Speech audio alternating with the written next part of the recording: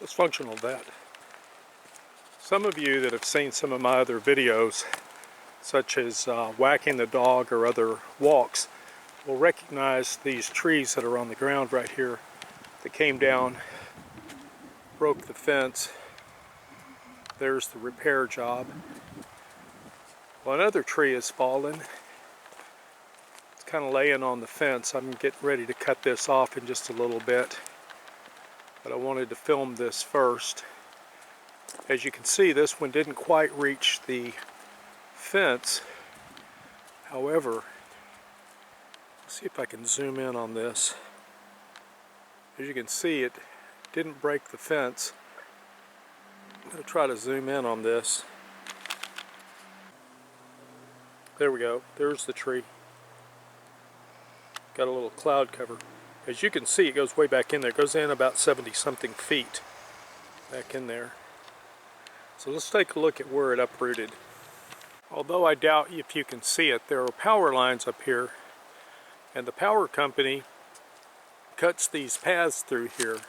This tree that I just showed you that had reached out to the fence is going to be right over here somewhere, and we're going to walk out, we're going to find it, and we'll click back in as soon as I get to it. Here you can see about a 120-foot tall pine that came down. Let me see if I can zoom in on the root ball back there. See if it'll focus. There's the root ball. That root ball is a little over 5 foot in height, thereabouts. Now I know that I've gone past that tree that fell, so we're going to walk into the forest just a little bit and look for it, and I'm going to try to clean that spot off with the lens, seeing as how that's interfering with our ability to see things. Instead of starting at the base, I decided to start at the top.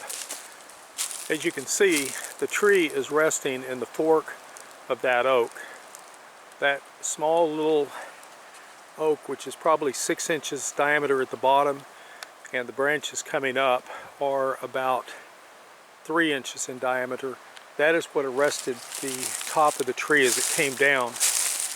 Now, if you look, you can see a distinct lack of anything underneath the tree as it came down, which means pretty much that this tree came down with complete force. Now, looking at this tree right here, you can see where some of the bark was rubbed, but that's not sufficient to arrest the speed at which this tree came down in any form or fashion. Now let's walk up to the root ball and take a look at that. Alright, what I'm seeing is a great deal of debris that comes off this side from where this tree that's already on the ground was. And I am thinking that that could be dirt that was on this tree, rot and that kind of stuff, because it looks so very, very fresh. And we'll go over there, and once we get there, we'll take a closer look at this tree. But I'm thinking that this debris that came off of it is off of the dead tree here that was knocked off when this tree came down. It's often beneficial to have a couple of different perspectives on something like this. As I said, this tree has been on the ground, but it would appear that when this other tree fell, and we're about to take a real close look at it, that it caused this material right here to be cast off about 6, maybe 7 feet from that stump. As we move over here to this, now the tree is green on the top, but if you look down inside here, the taproot is completely rotted away. There was nothing holding it. The side roots are all gone. This area right here shows that it was once attached to another tree. If you can see, maybe I can show it from another angle. You can see where it's grown together, possibly against this tree that I just showed you a moment ago. That's conjecture on my part, I don't know. But the hole that's here is pretty good size. and there are literally no roots on this tree at all. If you look, there's a bit of a bend as the tree goes up. You have what's called compression and tension.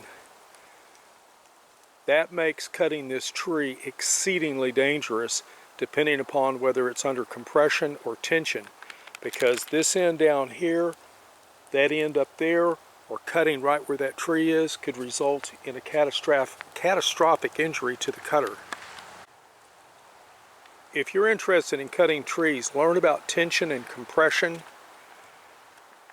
It's a lot different when you're talking about tectonics of compression and tension, but under trees, either one of these can get you killed.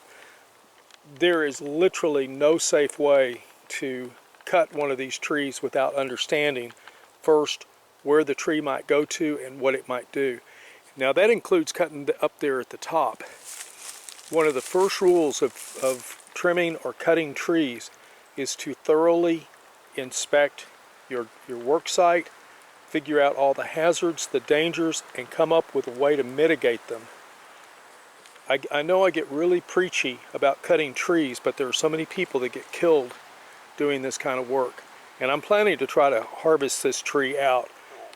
And if I do, I'm going to have to figure out, is this tree under compression or is it under tension? Now you would think, looking at it, that it could be a combination of both. The fact that it slopes down is going to put it under tension. That it's warped out like that, which could be natural, the tree may have grown that way, would put it under compression. Compression, tension, it's got both. I'm going to have to look at this and think about it for a while. So this gives you kind of a basics of what happens when trees fall to the ground and why they can be so very dangerous. Dysfunctional Vet out.